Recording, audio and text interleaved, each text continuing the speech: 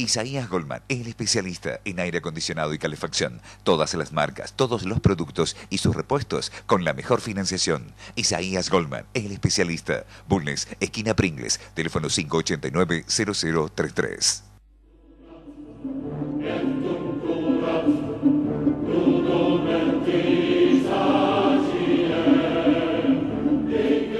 Bienvenidos a Palabras de Honor, programa que pasamos por Canal C los días martes 23 horas y hablamos de política, de economía y de lo que podemos o de lo que queremos. Hoy el programa es un programa doble, tenemos un invitado doble. Se trata del doctor Juan Pablo Quinteros, legislador provincial. Bienvenido, querido doctor. ¿Cómo le Eduardo? ¿Cómo está? Buenas noches. Y el motivo de que hago un programa doble es porque en Córdoba hay 3 legisladores que valen por 30. Uno de ellos es Juan Pablo, y los otros 2, ustedes ya se imaginan, es un masculino y un femenino. Juan Pablo, quiero empezar a hablar contigo antes del tema del primer bloque, que va a ser del tema de EPEC, si vos estás de acuerdo, que me cuentes un poco tu vida. ¿Vos sos cordobés? Sí, yo soy nacido en Córdoba capital. Soy abogado. ¿Dónde estudiaste? En la Universidad Nacional de Córdoba, en la Facultad de Derecho. ¿Y qué hiciste cuando te recibiste? Antes de recibirme ya trabajaba en el Poder Judicial. Yo tuve casi 14 años en el Poder Judicial de la provincia. Empecé en el fuero laboral. A los poquitos años ya abracé lo que es el derecho penal. Me fui a trabajar a una Cámara del Crimen, la Cámara Sexta del Crimen. Trabajé con realmente camaristas que me enseñaron muchísimo. ¿Abrazaste a alguna camarista quizás? No, eran todos varones, la verdad que... Pero me hicieron amar mucho el derecho y el derecho penal. Y después terminé en una fiscalía de instrucción. El último fiscal con el que tuve la suerte de trabajar fue Maximiliano Irabedian, antes de que se fuera a la Justicia Federal. El hijo del doctor Carlos. El hijo del doctor Carlos Irabedian, a quien le hicimos un homenaje el miércoles de la semana pasada. Sí, vi su programa anoche o antenoche. Bueno, la verdad que... Tengo las mejores referencias del hijo del doctor Carlos. Sí, excelente. Maximiliano es una persona muy capaz, muy honesta, muy trabajadora, y la verdad que fue un gusto haber trabajado con él. Y ahí en el 2003, un 17 de octubre del 2003, me fui del Poder Judicial porque íbamos a asumir la gestión municipal con el doctor Juez, a quien conocía yo hacía muchos años. En el fuero penal nos habíamos conocido. Que imagínese, yo lo debo conocer al doctor Juez del año 90, 91, imagino, debe ser por ahí. Y bueno, fui subsecretario de Desarrollo Social durante los 4 años de la gestión de Luis Juez en la municipalidad, 2003-2007. Después me quedé un año más con Giacomino. Fue una mala experiencia realmente. Luego nos eyectó a todos de la municipalidad de Córdoba. Y ahí estuve un año intentando ejercer la profesión, buscando alguna alternativa en la actividad privada, como debe ser, hasta que el partido me honró, el Frente Cívico me honró con la designación en el ente regulador de servicios públicos. Ahí estuve casi 4 años y medio, 5, y a partir del 10 de diciembre del 2015 soy legislador provincial por el Frente Cívico, e integramos un interbloque con el PRO y la Unión Cívica Radical, que es el interbloque Cambiemos. Perfecto. Entonces ya entramos en el tema de EPEC, porque EPEC ocupa la página de todos los diarios. Hay un enfrentamiento entre el gobernador o el gobierno de la provincia y el gremio de EPEC, que se llama Luz y Fuerza, creo. Sí, en realidad lo que me parece a mí que ese enfrentamiento está enmarcado en una situación que es mucho más grave, que es la situación económico-financiera de la empresa, que realmente ya es catastrófica, ya es realmente caótica y no da para más. ¿Debido a qué? Porque todas las cooperativas de distribución de energía eléctrica que yo conozco en los pueblos es la empresa más exitosa del pueblo. Mire, en el año 95 EPEC tenía más empleados de lo... En 95, le estoy hablando hace 23 años, EPEC tenía más empleados de lo que tiene ahora, tenía casi 4.100 empleados, un poquito más en realidad, hoy tiene 3.996. Tenían el mismo convenio colectivo que hoy el gobierno denuncia como que es el perjudicial para la finanza de la empresa. Y sin embargo en ese año EPEC tenía ahorrado en el banco 180 millones de pesos dólares porque era la época de la convertibilidad. ¿Quién era el gobernador en esa época? En el 95 era Angeló, fue la última parte del gobierno Angeló, fue el 95 el año de la crisis, que justamente esos 180 millones de dólares, que eran varios años de inversiones de EPEC, parte se la lleva a esa plata la crisis económica que fue muy grave en el año 95, la de la provincia de Córdoba. Se acuerda que veníamos a vivir en la isla, Córdoba era una isla hasta que estalló todo este problema por una pelea también política. El tiempo quiso poner las cosas en su lugar, o puso las cosas en su lugar, y nos dimos cuenta que Córdoba con muy poquito salía adelante, y fue el ex ministro de Economía Cavallo el que puso freno a esa posibilidad de Córdoba de salir de esa crisis. El resto de la plata también se fue en el próximo gobierno con jubilaciones anticipadas, retiros voluntarios anticipados, que realmente fueron retiros voluntarios que le salió mucha plata. Ahora, ¿cómo el gobierno de la provincia utiliza la plata de EPEC para otros menesteres? EPEC ha sido siempre, la semana que viene, el 12 de julio, Unión por Córdoba va a cumplir 19 años gobernando esta provincia. 19 años gobernando. No tenemos que olvidar que cuando Unión por Córdoba llegó al gobierno, mandó una mega ley que después se transformaron en 3 leyes, la 88, 35, 36 y 37, que fueron las denominadas, conocidas públicamente como la ley Bodega. Esa ley que tuvieron que pagar a un senador que se llamaba justamente Bodega para que esa ley saliera. Una de esas leyes, la 88-37, tenía previsto la incorporación del capital privado al sector público. Esas eran las leyes, usted va a recordarlo, que venían por la privatización del juego, por la privatización del Banco de Córdoba. El Banco de Córdoba no lo pudieron privatizar porque los hermanos Rom, que eran los que lo compraban, cayeron presos en Nueva York poquitos días antes con una causa muy grande, si no ese banco ya estaba privatizado. Y la tercera, lo del juego sí pudieron avanzar, y el otro aspecto era la privatización de EPEC.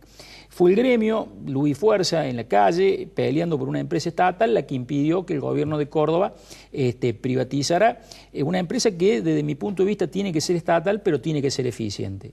O sea, en esto quiero ser claro, porque acá se mezclan muchas cuestiones ideológicas sobre lo estatal versus lo privado. El problema no es en manos de quién está la empresa, el problema es cómo se administra. Yo conozco empresas privadas que hacen muchísimo daño, que hacen muchísimos negocios y que verdaderamente no brindan ningún servicio a los usuarios. Lo podemos ver a lo largo y a lo ancho del país. Y empresas estatales que pueden funcionar bien. Por ejemplo, en este momento Aerolíneas Argentinas. No hemos acostumbrado, lamentablemente, a que las empresas estatales sean centros de negocios de la política, y eso es en lo que se convirtió EPEC. Hoy EPEC es una caja de pago de favores políticos. Primero, una caja negra en la cual ingresa mucho dinero y casi siempre sospechado de ser usado también en la política. Y después en el ingreso de personal. ¿No hay una serie de controles? No.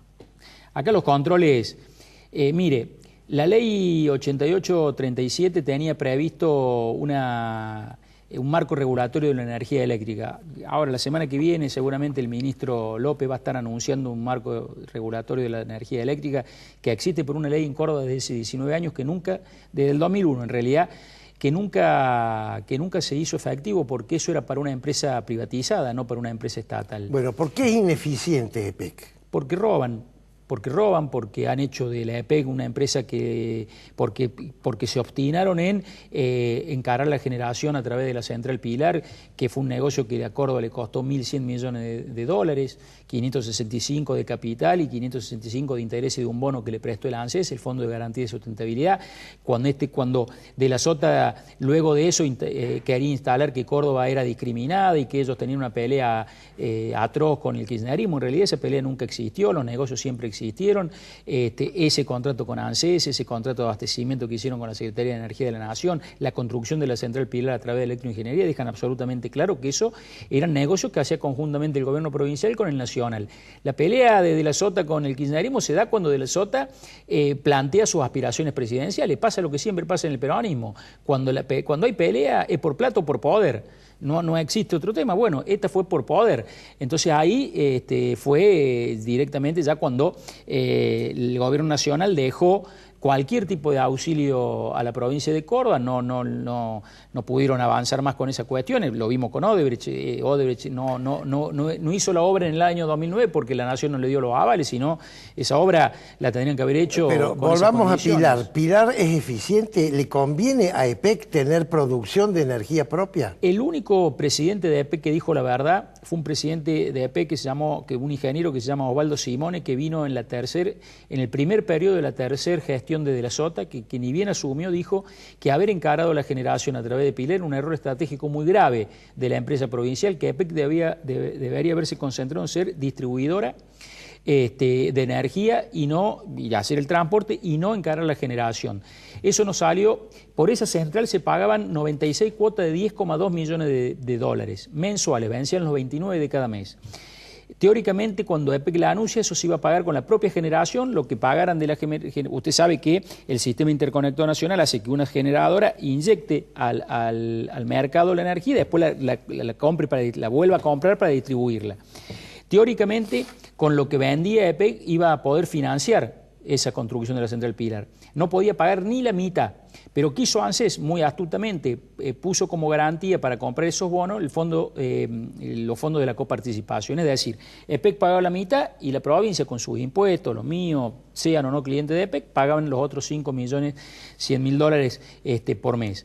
Eso solamente se pudo solucionar cuando el gobierno del presidente Macri en Córdoba anunció que iban a mejorar el contrato de abastecimiento, le condonaron una enorme deuda que tenían con Camesa, que verdaderamente le condonaron más de 5.400 millones de pesos de un total de 7.600, la verdad que era un número muy grande, y la verdad que ahora solamente por esta gestión del gobierno nacional pueden autofinanciar lo que es la central Pilar. La generación en todos lados es buen negocio, pero para EPEC nada que pase por las manos de EPEC es buen negocio. ¿Por qué?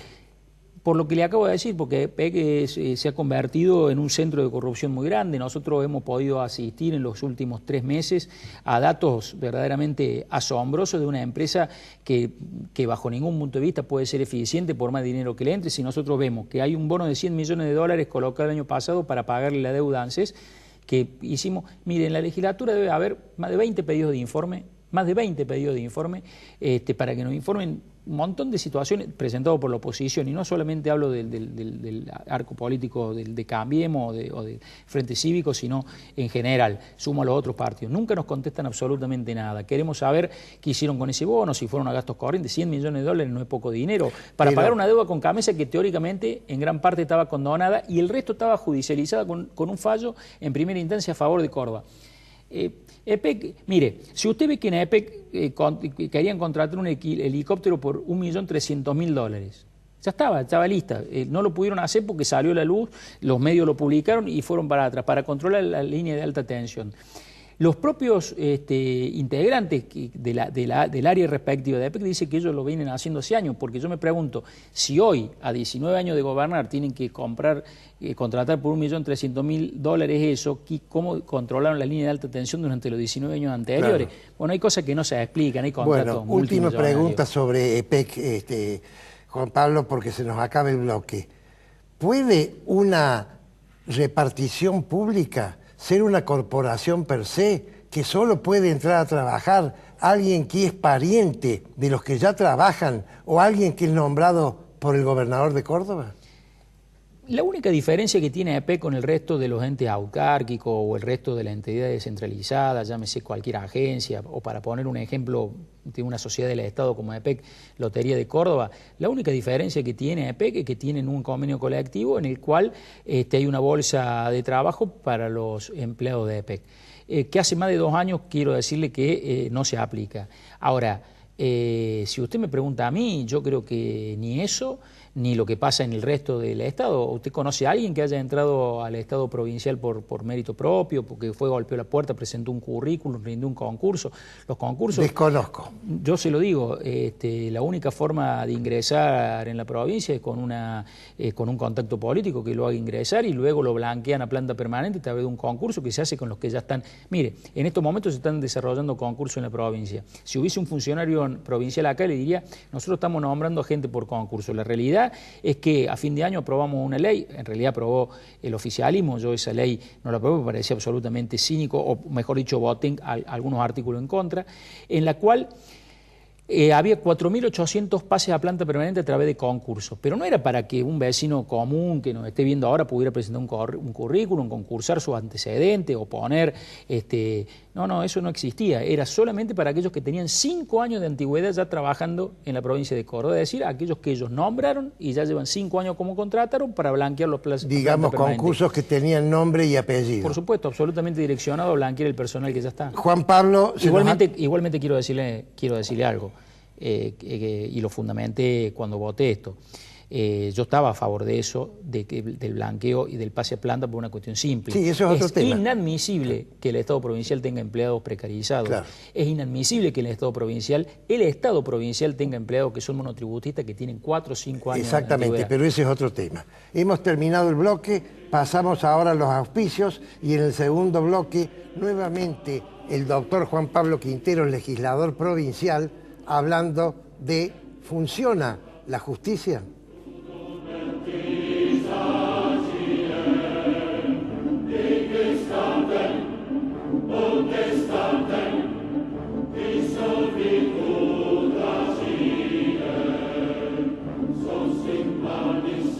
Isaías Goldman, el especialista en aire acondicionado y calefacción. Todas las marcas, todos los productos y sus repuestos con la mejor financiación. Isaías Goldman, el especialista. Bulnes, esquina Pringles, teléfono 589-0033. Centro Tomografía Computada Córdoba Sociedad Anónima. Instituto Ulton, líder en diagnóstico por imágenes. Primer instituto de cirugía ambulatoria mínimamente invasiva del interior del país. Avenida Vélez Arfiel 562, Córdoba, Argentina. Teléfono 0351-426-7700.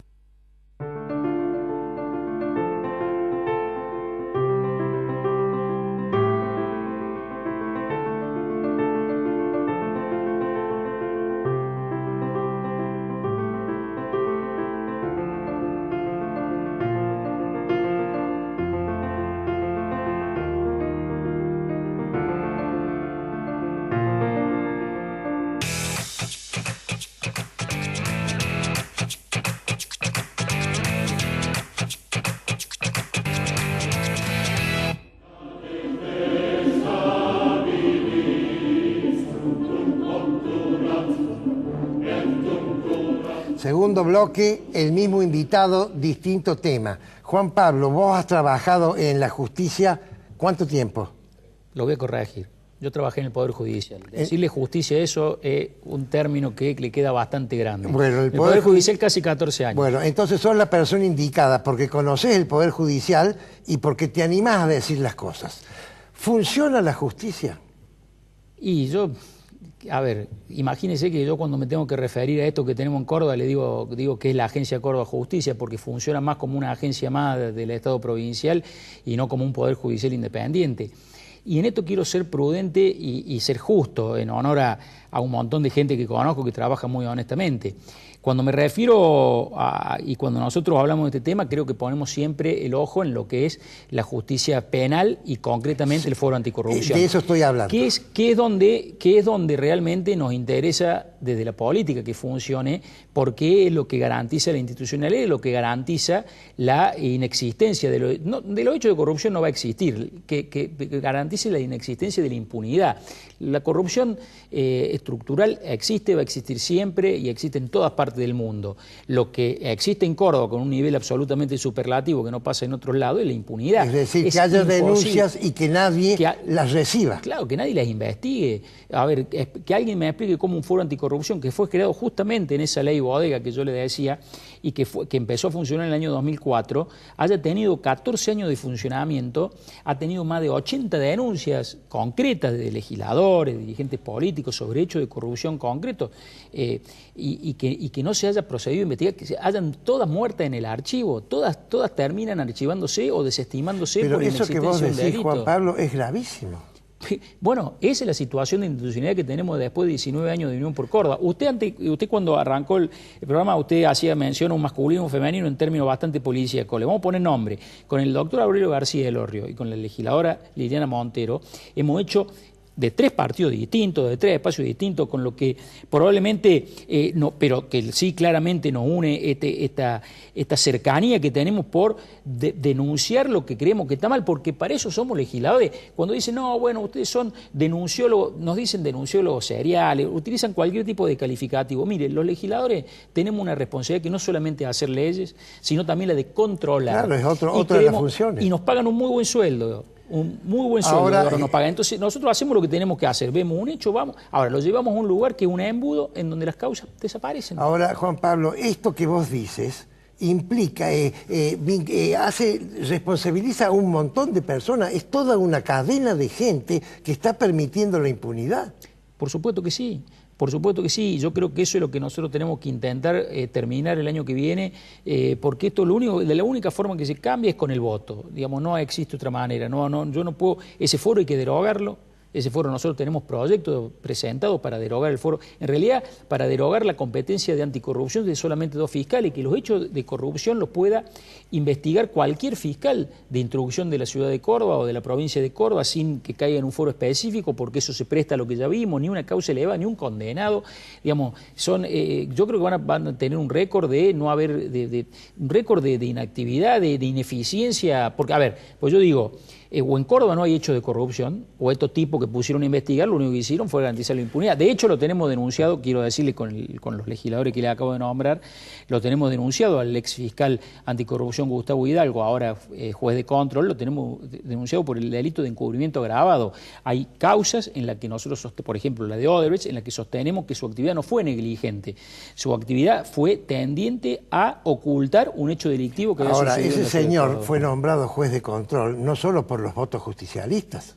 No, bueno, con el mío seguro que no. Y lo votaron. Igualmente quiero decir que con los votos justicialistas les alcanza y les sobra porque tienen los 40 votos necesarios para tener mayoría holgada, con lo cual no necesitan el acompañamiento de más nadie. Pero bueno, cada uno sabrá qué votó, por qué lo votó, por qué avaló. Nosotros tuvimos oportunidad de entrevistarlo con motivo de la presentación del pliego y la verdad que ahí era palpable ver cara a cara a alguien que nos estaba diciendo claramente que no iba a investigar los hechos de corrupción. Bueno, este gobierno provincial lo premió con el cargo de juez de control. ¿Cómo vamos a creer en un poder judicial con fiscales que han tenido en sus manos infinita cantidad de causas, con muchísima prueba para diligencia? Mire, en la causa de Odebrecht, cuando nosotros lo denunciamos por encubrimiento agravado, el fiscal que intervino dijo que no existía delito, no existía motivo para imputación. Pero no explicó por qué fundamentaba eso. Sí, lo explico. Pero eso pasó a la jueza de control. La jueza de control, la doctora Celeste Ferreira, con un fallo realmente que hay que leerlo porque la verdad que tuvo un valor poco frecuente en el Poder Judicial, dijo claramente que en esa causa mínimamente había habido denegación de justicia porque el fiscal no solamente no había investigado las pruebas que se le acompañaron en su momento, sino que tampoco había buscado ninguna prueba independiente que le permitiera archivar o desestimar la causa. Luego llegó, por haber contradicción entre lo que resuelve el fiscal y el juez, llegó a la Cámara de Acusación, al fiscal de Cámara de Acusación. Fiscal de Cámara de Acusación, el doctor Jorge Leiva, por supuesto, asintió con la resolución del fiscal y archivó la causa. Pocos días después nos enteramos que el fiscal Jorge Leiva, mire cómo vamos a terminar enganchando con el primer tema. El fiscal Jorge Leiva tiene un hijo desde el mes de diciembre trabajando como gerente de la empresa provincial, no como gerente, con un cargo fuera de escalafón. Sí, un cargo inventado. Ha salido en La Voz del Interior la semana pasada. En la empresa provincial de energía eléctrica con un sueldo bruto de 130.000 pesos. ¿Se da cuenta? Es imposible. Y cuando el fiscal se quejó por esa nota y dijo que su hijo había sido mérito propio, surgió que tiene una hija trabajando en Lotería de Córdoba, el otro lugar que yo le decía que se usaba para favor, y el yerno también trabajando en la provincia. O sea, toda la familia trabajando para el gobierno de Unión por Córdoba. ¿Qué garantía de imparcialidad puede darle un fiscal o un juez que tiene para investigar los hechos de un gobierno si tiene toda la familia trabajando para este gobierno? Vos dijiste recién que esto solo se puede modificar con el voto de la gente, ¿cierto? Supongamos en un análisis de la próxima elección que hubiese un cambio de gobierno, que el gobernador de Córdoba fuera de otro partido político, que por otro lado también sería bastante interesante para que haya alternancia, porque si no en Córdoba no hay alternancia, que es una de las características de republicanas. ¿Vos crees que con un gobierno del Poder Ejecutivo de otro color político, los expedientes judiciales van a tener un aceleramiento en sus causas y se van a poder eliminar estos fueros anticorrupción?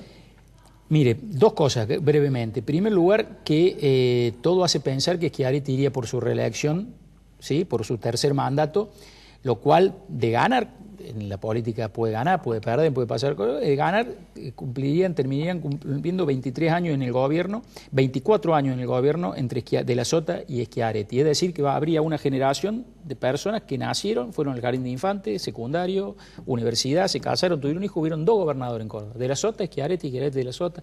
Eso es pésimo para la salud de la democracia, es pésimo para las instituciones, porque llega un momento que es en el que confunden Estado, gobierno y partido. Creen que todo es lo mismo, que ellos son dueños de todo.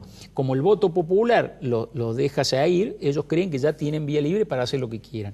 Y sí creo que en la inteligencia de la oposición, yo siempre digo que lamentablemente en Córdoba no hemos logrado articular una oposición fuerte, sí hemos logrado tener opositores que plantean algunas cuestiones que muchos callan. Yo creo que Dios quiera, todo hace pensar que, y las encuestas que maneja el propio gobierno provincial saben que a pesar de que que quizás no le den mal en los números en cuanto a su balance de gestión, hay cuestiones en el fondo que se están empezando a ver, como este deshilachamiento que hay de las instituciones, porque la verdad es eso. Y probablemente la gente busque un gobierno nuevo. Está en la inteligencia de quienes hacemos oposición y que hoy tenemos la mayor posibilidad de buscar el candidato y la propuesta que realmente los cordobeses necesitan para oponerse a un gobierno que ya va a tener 20 años. Es muy importante que el candidato sea representativo y capaz. Pero en ese caso, ¿se podrían rever estos temas que hemos hablado o ya han prescrito casi todos? No, hay muchos que evidentemente, los delitos de funcionario público mientras son funcionarios públicos no prescriben. Exactamente, o sea que se podrían investigar. Hay causas que están archivadas. Pero mire, yo quiero que le diga la verdad, mi aspiración no es... uno cuando trabajó en el Poder Judicial y tuvo la oportunidad de estar tanto en una fiscalía como en una cámara, ha aprendido algunos conceptos que verdaderamente los ha internalizado y así lo siente. Uno no busca venganza, uno lo que busca es justicia. A mí la verdad que no me interesa que estos tipos vayan presos por el hecho de verlos presos por una cuestión revanchista. Yo lo que quiero, mi única aspiración en la política... es que los dineros públicos se administren bien. Mucho más que el propio. Uno tiene que entender que cuando administra dinero, porque muchos hablan de la oposición sin haber sido nunca oficialismo. Yo le contaba que yo fui subsecretario de Desarrollo Social en la gestión de juez. Nosotros manejábamos el segundo presupuesto más importante de la Municipalidad de Córdoba y no nos llevamos ni una lapicera a nuestra casa, porque, gobernaba De la Sota. Si nosotros hubiésemos cometido el más mínimo hecho de corrupción, seguramente no nos hubiese ido tan bien en la justicia como le fue a los funcionarios de Unión por Córdoba. La aspiración, ¿sabe cuál es? Que tengamos una provincia donde funcionen las instituciones, donde exista la república, la división de poderes, que el legislativo legisle y controle, que el ejecutivo ejecute y que el Poder Judicial sea la balanza exactamente para juzgar cuando uno de los otros poderes y vayamos haciendo ese contrapeso, que todos tenemos, los tres elementos se tienen que hacer contrapeso entre sí para que la institución funcione. Esa es la maravilla de la República. Hoy, lamentablemente, absolutamente todo, lo maneja el Poder Ejecutivo. Fíjese usted, la legislatura, el 80-90% de las leyes que salen son leyes que manda el Ejecutivo. No hay producción propia de leyes, prácticamente nula. El Poder Judicial absolutamente cooptado por el Poder Ejecutivo. Fíjese quién es el fiscal adjunto que maneja al Foro Anticorrupción y se va a dar cuenta a quién responde. Bueno, eso lamentablemente son 19 años del gobierno de Unión por Córdoba. Doctor Juan Pablo Quinteros, lamentablemente se nos ha terminado el tiempo. Te quiero agradecer por tu claridad, por tu valentía y fundamentalmente por tu conocimiento y tu dedicación sobre estos temas. Bueno, muchísimas Muchas gracias. Queridos amigos, es palabra de honor.